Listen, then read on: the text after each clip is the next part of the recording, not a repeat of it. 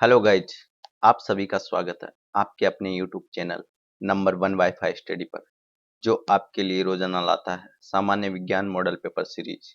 इसी के साथ रोज नया वीडियो पाने के लिए आपके अपने यूट्यूब चैनल को सब्सक्राइब करना ना भूलें। आइए शुरू करते हैं सामान्य विज्ञान tutorial number first. Question number first दिया हुआ है, चिकित्सा शास्त्र का जनक किसे माना जाता है? चिकित्सा शास्त्र का जनक किसे माना जाता है? इसका सही जवाब होगा हिपोक्रेटस को। किसको? हिपोक्रेटस को चिकित्सा शास्त्र का जनक माना जाता है। बच्चों, इसी के साथ आपको एक अलग से क्वेश्चन ये ध्यान रखना है कि स्टेथोस्कोप का प्रयोग किसके लिए किया जाता है? इसका सही जवाब होगा हृदय, फेफड़ों एवं आंतों आदि की ध्वनियां सुनने के लिए स्टेथोस्कोप का प्रयोग किया जाता है, जो एक चिकित्सकीय यंत्र होता है। क्वेश्चन नंबर टू दिया हुआ है, पायरोमीटर किसके मापन में प्रयोग किया जाता है? पायरोमीटर किसके मापन में प्रयोग किया जाता है? इसका सही जवाब होगा उच्च ताप को मापने में प्रयोग किया जाता है। इसमें किया जाता है उच्च ताप को मापने में पायरोमीटर का प्रयोग किया जाता है। साथ ही आपको यह भी ध्यान रखना होगा कि स्टेथोस्कोप का आविष्कार किस वैज्ञानिक ने किया? इसका सही जवाब होगा रेने लेनेन के द्वारा। किसके द्वारा? रेने लेनेन के द्वारा स्टेथोस्कोप का आविष्कार किया गया था। और कब किया गया था? सन 1816 में। कब? सन 1816 में रेने लेन के द्वारा स्टेथोस्कोप का आविष्कार किया गया। क्वेश्चन नंबर थ्री है, रॉकेट किस सिद्धांत पर कार्य करता है? रॉकेट किस सिद्धांत पर कार्य करता है? इसका सही जवाब होगा रेखीय संवेग के संरक्षण सिद्धांत पर। कौन से सिद्धांत पर? रेखीय संवेग संरक्षण सिद्धांत पर। और आपको यह भी मालूम होना चाहिए कि एक हॉर्स पावर बराबर 746 वाट होती है। कितनी वाट होती है? एक हॉर्स पावर बराबर 746 वाट होती है। इसी के साथ अगला क्वेश्चन है क्वेश्चन नंबर फोर दिया हुआ है, रेल की गति किस प्रकार की गति का उदाहरण है? रेल की गति किस प्रकार की गति का उदाहरण है? इसका सही जवाब है रूपांतरित गति का। किसका? रूपांतरित गति का। और आपको यह भी मालूम होना चाहिए कि प्रकृति में 4 प्रकार के मौलिक बल पाए जाते हैं। कितने प्रकार के? 4 प्रकार के। क्वेश्चन नंबर 5, सभी मूल आधारित बलों में सबसे कमजोर बल कौन सा होता है? सबसे कमजोर बल कौन सा होता है? इसका सही जवाब होगा गुरुत्वाकर्षण बल। कौन सा बल? गुरुत्वाकर्षण बल सबसे कमजोर बल होता है। आपको पिछले क्वेश्चन में बताया कि मौलिक बल 4 प्रकार के होते हैं प्रकृति में। अब आपको ये भी बता देते हैं कि ये कौन कौन से होते हैं। पहला होता है गुरुत्वाकर्षण बल, नंबर 2 होता है दुर्बल नाभिकीय बल, नंबर 3 होता है विद्युत चुंबकीय बल और नंबर 4 होता है प्रबल नाभिकीय बल। इसी के साथ क्वेश्चन नंबर 6 होगा, पृथ्वी का पलायन वेग कितना होता है? पृथ्वी का पलायन वेग कितना होता है? बच्चों, ये परीक्षा की दृष्टि से बहुत ही इंपॉर्टेंट क्वेश्चन है। ये पिछले कहीं एग्जाम में पूछा गया क्वेश्चन है कि पृथ्वी का पलायन वेग कितना होता है। तो इसका सही जवाब होगा 11.2 किलोमीटर प्रति सेकंड। कितना? 11.2 किलोमीटर प्रति सेकंड। और आपको इसी के साथ एक नया क्वेश्चन भी ध्यान रखना होगा कि बल का मात्रक न्यूटन होता है। बल का मात्रक क्या होता है? न्यूटन होता है। इसके साथ अगला क्वेश्चन है क्वेश्चन नंबर 7। क्वेश्चन नंबर 7 दिया हुआ है, वॉशिंग मशीन किस सिद्धांत पर कार्य करती है? वॉशिंग मशीन किस सिद्धांत पर कार्य करती है? इसका सही जवाब होगा अपकेंद्रीय बल के सिद्धांत पर। कौन से सिद्धांत पर? अपकेंद्रीय बल के सिद्धांत पर वॉशिंग मशीन कार्य करती है। बच्चों, आपको ये भी ध्यान होना चाहिए कि खगोलीय पिंडों की दूरी पारसेक में मापी जाती है। किसके द्वारा मापी जाती है? पारसेक के द्वारा मापी जाती है खगोलीय पिंडों की दूरी। क्वेश्चन नंबर 8, शरीर से पसीना निकलना मानव के लिए मुख्य रूप से किसमें सहायक होता है? इसका सही जवाब होगा शरीर का तापमान नियंत्रित रखने में सहायक होता है। अर्थात शरीर से जो पसीना निकलता है वो शरीर के तापमान को नियंत्रित करता है।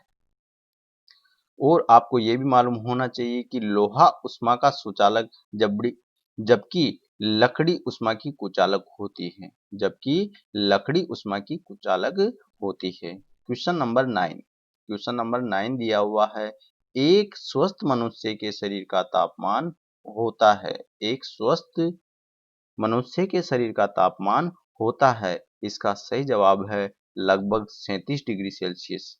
लेकिन आपको ये भी पता होना चाहिए कि एक स्वस्थ मनुष्य के शरीर का तापमान फ़ारेनहाइट में 98.6 डिग्री फ़ारेनहाइट और केल्विन में 309.9 डिग्री केल्विन होता है।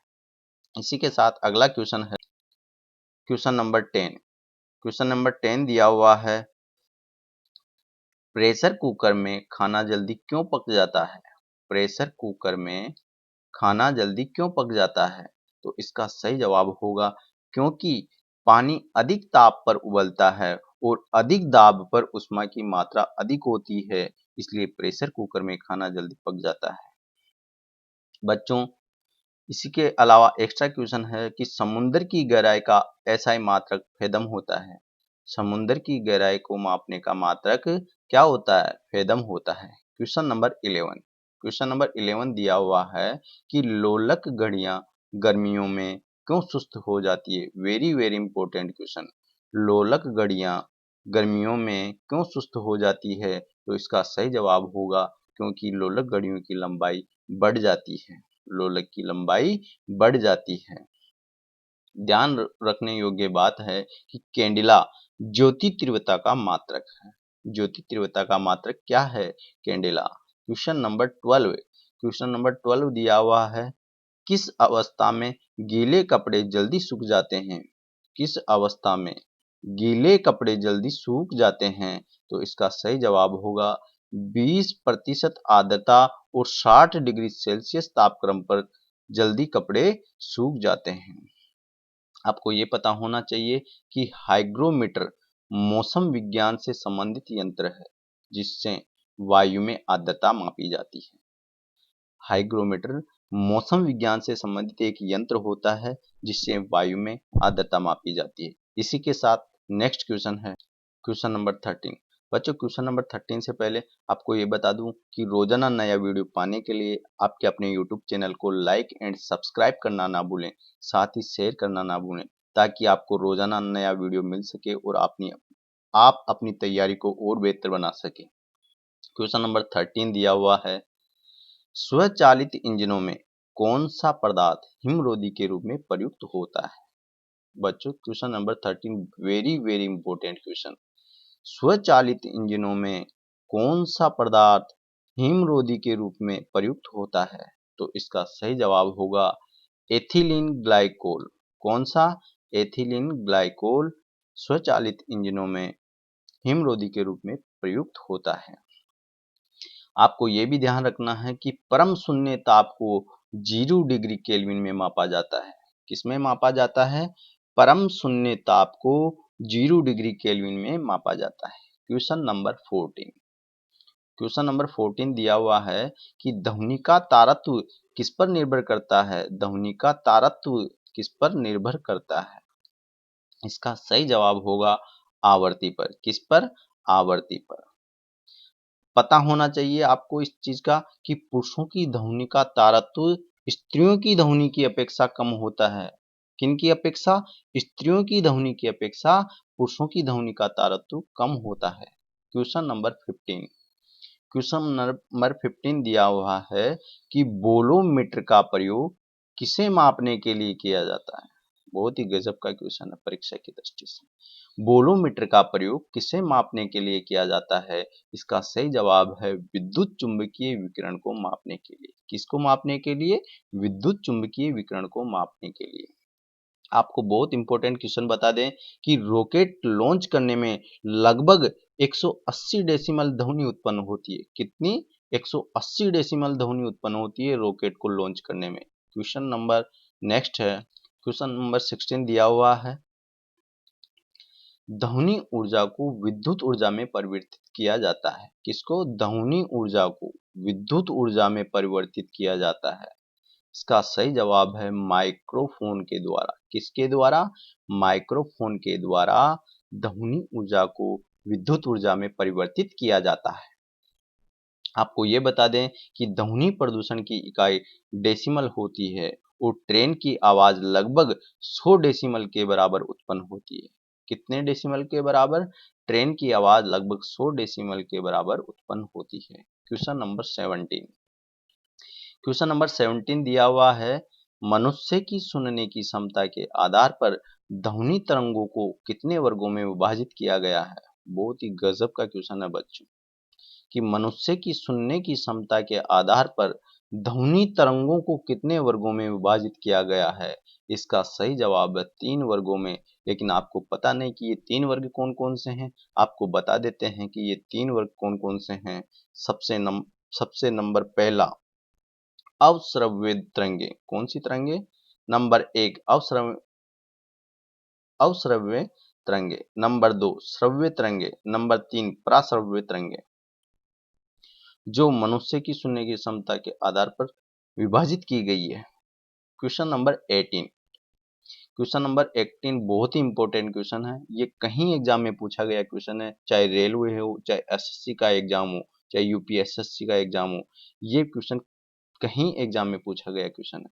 एक्सरे की खोज किसके द्वारा की गई? एक्सरे की खोज किसने की थी? इसका सही जवाब है रोएंटजन ने। किसने? रोएंटजन ने एक्सरे की खोज की थी। Question number next, question number 19 दिया हुआ है, रेडियो तरंगों के प्रसारण के लिए किस वायुमंडल की भूमिका महत्वपूर्ण होती है? बहुत ही गजब का क्वेश्चन है। रेडियो तरंगों के प्रसारण के लिए किस वायुमंडल की भूमिका महत्वपूर्ण होती है? इसका सही जवाब होगा आयन मंडल की। किसकी? आयन मंडल की। ध्यान रखना, बैंगनी रंग का तरंग दैर्ध्य सबसे कम होता है, जबकि लाल रंग का तरंग दैर्ध्य सबसे अधिक होता है। Question number 20। क्वेश्चन नंबर 20 दिया हुआ है, जो आपको बता दें कि रेलवे के एग्जाम में पूछा गया क्वेश्चन है अभी एनटीपीसी में। चींटी के डंक में कौन सा अम्ल पाया जाता है? चींटी के डंक में कौन सा अम्ल पाया जाता है? बहुत ही गजब का क्वेश्चन है। इसका सही जवाब है फार्मिक एसिड। बच्चों, आप इसको देख रहे हो लेकिन इसको लाइक एंड सब्सक्राइब करना ना भूलें इस चैनल को। क्वेश्चन नंबर 21, न्यूटन के गति के पहले नियम को क्या कहा जाता है? न्यूटन के गति के पहले नियम को क्या कहा जाता है? इसका सही जवाब होगा जड़ता का नियम। किसका नियम? जड़ता का नियम। इसी के साथ आपको एक्स्ट्रा क्वेश्चन बताता हूं कि लाल रक्त कण का जीवन काल 120 दिन होता है। कितना दिन होता है? आरबीसी, जिसको इंग्लिश में बोला जाता है आरबीसी। लाल रक्त कणिकाओं का जीवन काल 120 दिन होता है। और भोजन का पाचन प्रारंभ कहाँ से होता है? मुख से होता है। कहाँ से? मुख से होता है। Thanks for watching. रोजाना नया वीडियो पाने के लिए आपके अपने यूट्यूब चैनल को सब्सक्राइब करना ना भूलें, साथ ही बेल आइकन दबाना ना भूलें, ताकि आपको रोजाना नया वीडियो मिल सके और जिसका नोटिफिकेशन मिल सके। इसी के साथ आपके चैनल को लाइक एंड शेयर करना ना भूलें। थैंक्स, धन्यवाद।